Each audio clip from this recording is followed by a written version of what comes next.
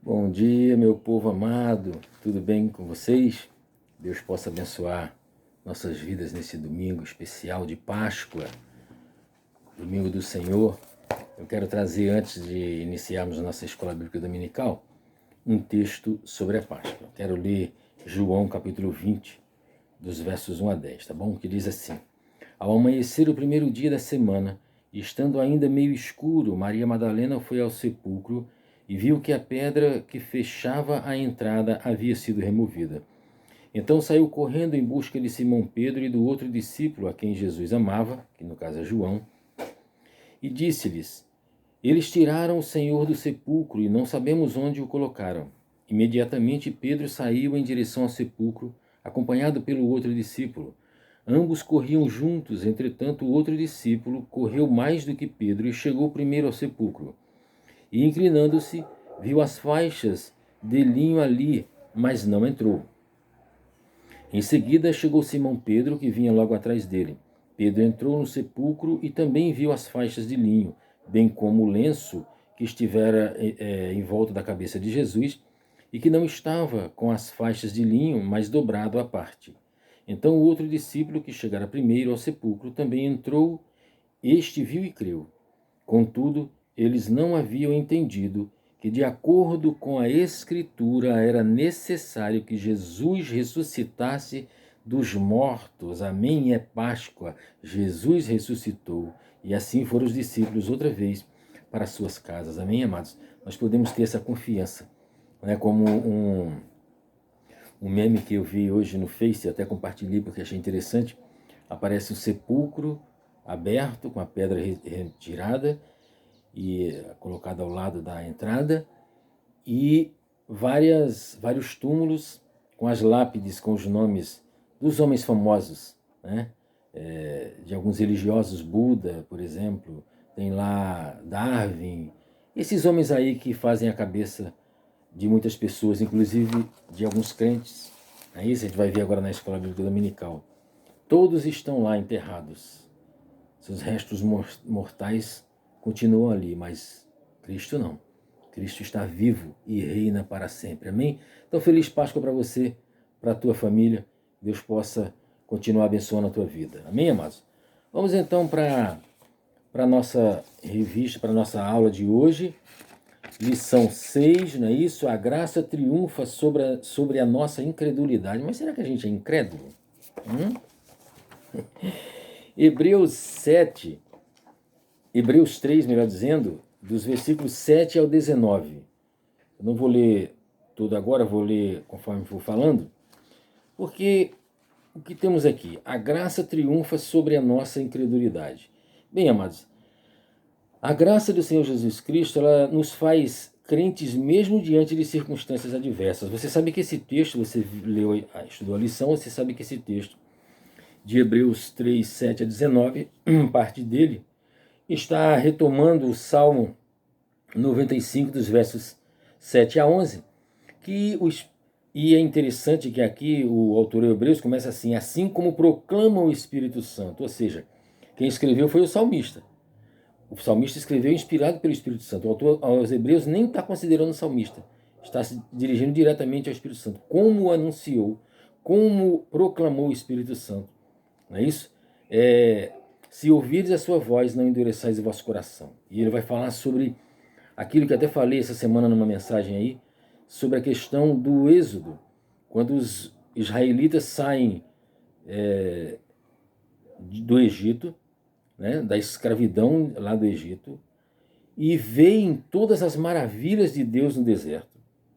Porém, eles passam por dificuldades, eles estavam no deserto com dificuldades. E o pior de tudo é que eles entraram na terra prometida, aquilo que Deus havia prometido a eles, não confiaram na promessa de Deus, preferiram crer no que os seus olhos viam, nas dificuldades que eles enfrentariam para tomar posse da terra. Mas eles não iam tomar posse da terra no poder da sua própria força. É isso que Josué e Caleb entenderam e disseram: não, Deus sendo conosco, a gente faz desse povo pão. Então é assim, em meio a dificuldades, que nós precisamos superar a incredulidade. E aí, como eu acabei de falar agora há pouco, esses homens inteligentes, esses homens sabe, usados pelo inferno para trazer coisas tremendas, explicações maravilhosas, né?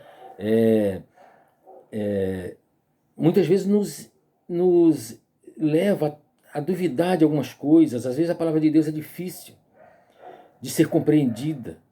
Eu falei, me lembro agora de uma mensagem que preguei aí, acho que foi em janeiro, que falava sobre a questão de nós sermos obrigados a nos humilharmos e a obedecermos a palavra de Deus, quer entendamos, quer compreendamos ou não.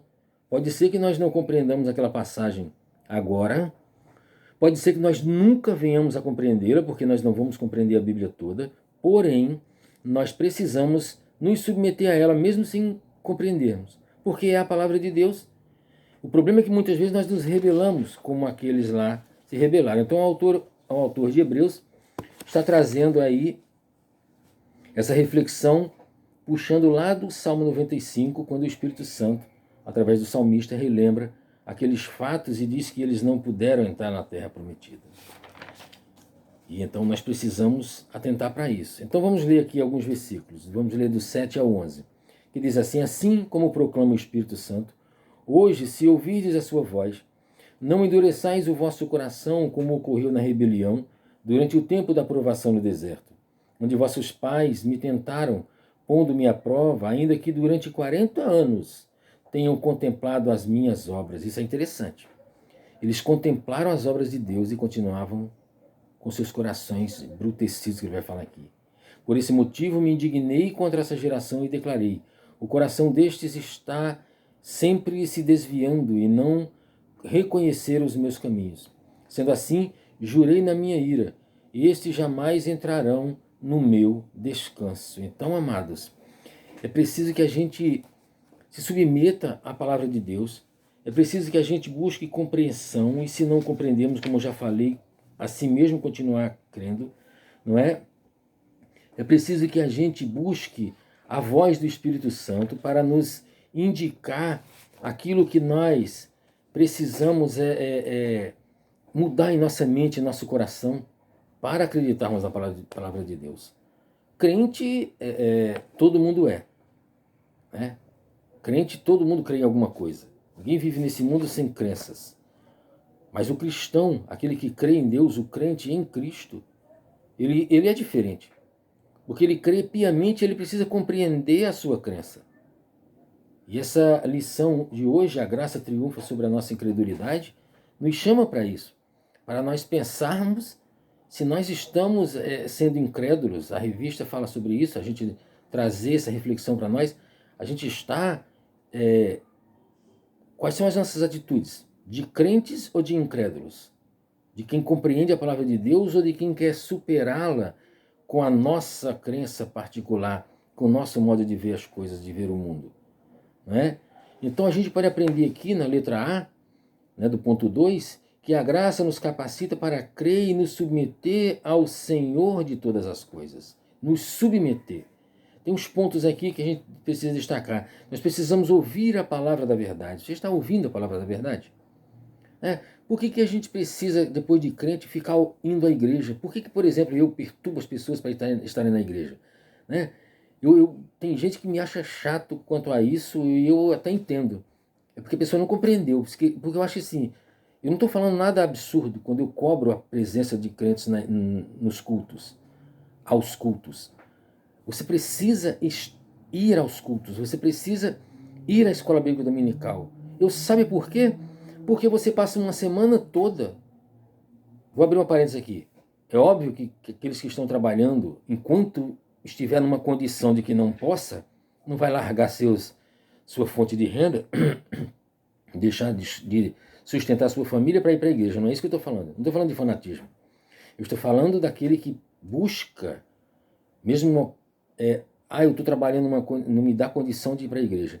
Então eu vou orar ao Senhor, buscar uma situação melhor. Buscar sair dessa situação, buscar mudar de emprego, para que eu possa participar. E sabe por quê? Porque você passa uma semana ouvindo coisas na televisão, em músicas, com os colegas de trabalho, sabe? Em tudo que você ouve e lê, você está vendo, você está ouvindo, você está aprendendo coisas que levam a desviar você da fé. Leva a colocar, sabe, questionamentos que levam você à incredulidade. Você vai ver coisas que você vai dizer assim, poxa, mas a Bíblia não me explica isso direito, e agora esse cara está explicando, porque parece mesmo que ele está explicando, mas não está. Então essa é a necessidade de nós estarmos ouvindo a verdade. A gente já é crente, mas eu preciso ir para a igreja para ouvir a pregação.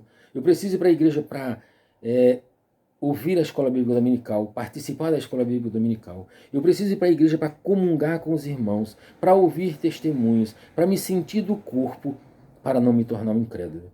Né? O Salmo 1, ele é maravilhoso para isso. Vai lá, dê uma lida no Salmo 1. Presta atenção em como é necessário que a gente se afaste do mundo. Mas como me afastar do mundo? A gente está aí, a gente precisa um pouco de divertimento, a gente precisa sair, a gente precisa trabalhar no meio de ímpios, a gente precisa andar no meio de ímpios, a gente precisa, sabe, participar de uma série de coisas onde os ímpios estão falando e falam alto. Eles não falam baixo, eles falam com convicção, muitas vezes mais do que crentes. Crentes às vezes falam de Jesus com uma timidez, uma parcimônia. Jesus salva. E o ímpio está falando, que Darwin é maravilhoso, que Darwin é inteligente, que descobriu mais do que a Bíblia, que sufocou as mentiras da Bíblia. E você começa, será que Darwin é mesmo e tal? Então, queridos, prestem atenção nisso. A casa de Deus ela é importante, embora muitos, olha só, muitos pastores estão por aí levantando essa bola de que não precisa de igreja, que nós precisamos ficar em casa. Tem batismo agora pela televisão. Olha só, batismo pela televisão, Santa Ceia pela televisão, sabe, tudo pela televisão. É um evangelho do século XXI. Só que o evangelho não é do século XXI, o evangelho é a verdade de Cristo que reina para sempre. Ela foi, é e sempre será verdade. Não fica mudando conforme a cultura, conforme os tempos mudam. A palavra de Deus é imutável, Jesus deixou isso bem claro. E se nós não nos apegarmos a essas verdades como verdades, nós colocarmos um pontinho em xeque, a incredulidade entra. Mas nós não precisamos nos apavorar. A gente sabe que, como está ali, ó, a graça triunfa sobre a nossa incredulidade. Deus é misericordioso. Ele nos chamou para perseverarmos, mesmo diante dessas incredulidades. Então precisamos ouvir a palavra de Deus. Precisamos evitar de nos rebelarmos contra a verdade. Precisamos nos submeter ao Senhor de todas as coisas. Tem que ter submissão. Sem submissão você vai se tornar incrédulo, porque se você não for submisso, você vai ler a Bíblia e ela vai bater de frente com algo que você pensa, que você gosta, que você quer. E se você não for submisso, você deixa aquela verdade de lado e pratica o que você quer, o que você gosta, o que você entende como correto. Então, é por isso que muita gente não quer ler a Bíblia, muitos cristãos inclusive, cristãos, né? Porque eles leem a palavra e a palavra confronta, bate de frente com as suas verdades. E eles então não são submissos, deixam de lado a palavra de Deus para viverem as suas verdades. E aí, meus queridos, é preciso, no meio disso tudo, cuidar uns dos outros, o corpo. Como se serve a Deus? Servindo ao próximo. Como é que eu vou dar alguma coisa para Deus? Diz para mim aí. Eu posso dar dinheiro para Deus? Eu posso dar alimento para Deus? A gente não é macumbeiro que pensa que levando um prato de farofa na esquina os espíritos vão comer. Não é assim. Não é assim. Lá no Antigo Testamento, quando o animal era imolado, havia uma ceia ali, eles comiam daquilo. Algumas partes, sim, eram queimadas para o Senhor. Mas aqueles alimentos eram para ser comidos pelos sacerdotes, pelos levitas e pelos ofertantes e sua família. Então, é servindo o outro que a gente serve a Cristo. Amém? Então, nós lemos até o 11, né? Vamos ao 12. Irmãos, tende muito cuidado para que nenhum de vós mantenha um coração perverso e incrédulo que se afaste do Deus vivo. Na verdade, isso aqui era para ter sido lido antes, porque isso aqui está ali. Eu quero ler do 13 em diante agora. Pelo contrário, exortai-vos mutuamente, olha aqui, todos os dias, durante o tempo que se chama hoje, de maneira que nenhum de vós seja embrutecido pelo engano do pecado, porque passamos a ser participantes de Cristo, desde que, na realidade, nos apeguemos até o fim à fé que nele depositamos desde o início. Por essa razão é que se afirma: hoje, se ouvirdes a sua voz, não endureçais o vosso coração, como ocorreu na rebelião, como já lemos no início, lá no Salmo 95. Então, a gente precisa estar, olha só, exortai-vos mutuamente todos os dias. Então nós precisamos disso, dessa exortação, desse testemunhar de Cristo um na vida do outro. Às vezes a gente fala com o irmão, que às vezes a gente amanhece num dia na nossa vida, né, irmão? Todos nós precisamos entender isso. Às vezes a gente amanhece meio incrédulo, às vezes a gente amanhece meio para baixo. Isso é normal do ser humano. Enquanto estivermos na Terra, isso é normal. Às vezes a gente só não pode conviver com isso achando normal. Então às vezes a gente acorda e está meio para baixo, e de repente houve uma mensagem lá no grupo da igreja. Eu sinto falta de mais participação, irmãos que visualizam, eu vejo lá as visualizações, mas não comentam, não participam. Às vezes o seu falar, às vezes o seu comentar alguma coisa, anima o outro, exorta o outro, aviva o outro. Nós precisamos disso, dessa troca. É isso? Então, assim, por isso que eu penso, quando eu participo do culto na igreja, eu estou abençoando o meu irmão e sendo abençoado. Quando eu vou à escola bíblica dominical, eu dou aula, eu assisto a aula, eu participo daquilo ali, eu sou abençoado e eu abençoo também. É uma troca. E Deus está ali no meio, distribuindo as bênçãos para todos nós. Então, principalmente nesses momentos que estamos afastados do grupo ali, do ajuntamento na igreja, usemos esse grupo para abençoar uns aos outros. Manifeste alguma coisa, diga bom dia, Deus te abençoe, Deus abençoe a tua vida, manifeste-se, meu irmão, manifeste-se, minha irmã, seja um abençoador, seja uma abençoadora, coloque aí um testemunho, alguma coisa, peça uma oração, diga que não está bem, que está precisando de oração, diga que está bem, está orando por todo mundo, tá bem? Vamos participar disso, vamos deixar só que um ou outro faça isso. Todos nós, verso 14, porque passamos a ser participantes de Cristo. Mas tem uma parte aqui, desde que, na realidade, nos apeguemos até o fim à fé que nele depositamos desde o início. Nossa fé não pode ser, ela precisa ser equilibrada. Nós precisamos ir crescendo, porque se nós começamos no início com fé, e agora nós vamos alcançando entendimento, conforme eu vou à escola bíblica, conforme eu aprendo de Deus, conforme eu leio a Bíblia, conforme eu vou aos cultos, eu vou crescendo no conhecimento da graça.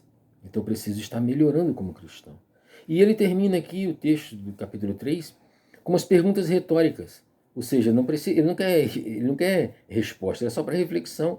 A resposta já está dada. Ora, quem foram os que ouviram e se rebelaram? Não foram todos os que saíram do Egito guiados por Moisés? Olha só, o povo estava ali protegido. Deus vai lá e diz para Moisés: tira o meu povo. O povo vê as maravilhas. O povo vê o mar se abrindo. Primeiro o povo viu as pragas lá, as maravilhas, os portentos de Deus. Atingiu o povo do Egito e não atingia eles. O povo vê o mar se abrindo, o povo vê o exército de Faraó sendo consumido, sendo engolido pelo mar. Mas o povo continua rebelde. E contra quem Deus se manteve irado por 40 anos? Não foi contra aqueles que pecaram, cujos corpos tombaram mortos no deserto? Aí nós vimos que 2 não se rebelaram, Josué e Caleb.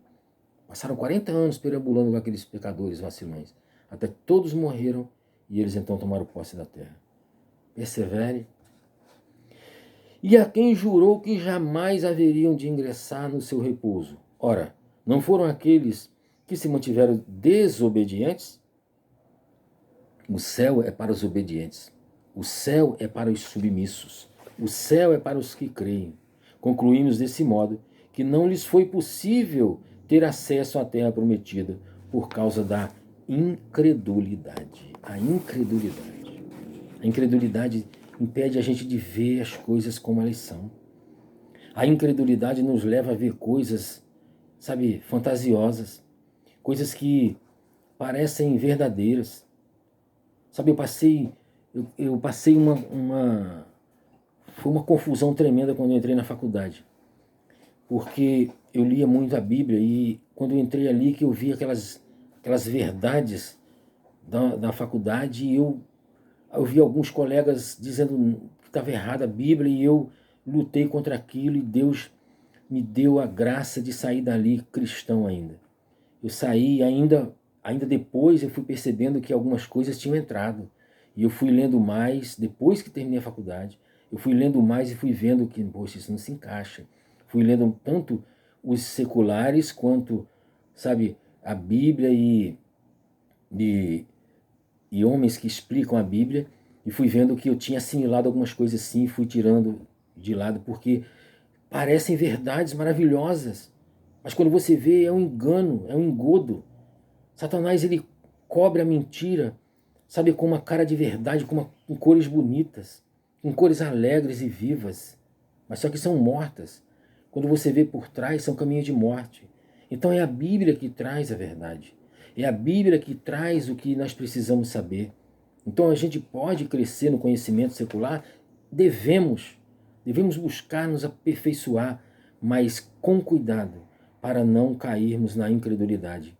E é fácil, vi muitos colegas que saíram incrédulos, que saíram, sabe, apagaram a Bíblia de seus corações. Entrou a incredulidade, eles não conseguiram ver mais. A gente consegue ver aqui, aprender aqui na parte B, do ponto 2, no tópico B, a graça nos capacita para a certeza plena da fé. Então a graça é que nos dá essa certeza, ela que abre o nosso entendimento, ilumina o nosso pensamento. Nós tínhamos uma mentalidade voltada para o pecado, voltada para os erros, e Cristo, ele vem, abre o nosso entendimento, faz a metanoia, modifica o nosso modo de pensar, e a gente começa a não imitar aqueles que duvidam das Escrituras.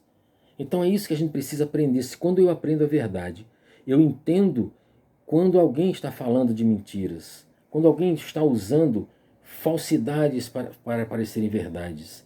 E então eu preciso verificar de fato se eu estou vivendo a fé. Eu preciso considerar a pessoa e obra de Cristo. Você tem considerado a pessoa e obra de Cristo?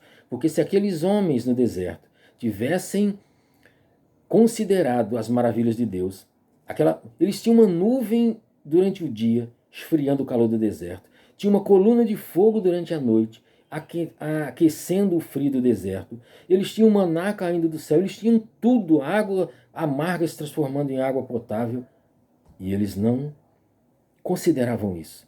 Eles olhavam para o que faltava. Eu quero isso. Não tem. Vamos voltar. Por que nos tirou do Egito? Lá tinha isso de sobra. Lá tinha cebola e alho de sobra. Olha só.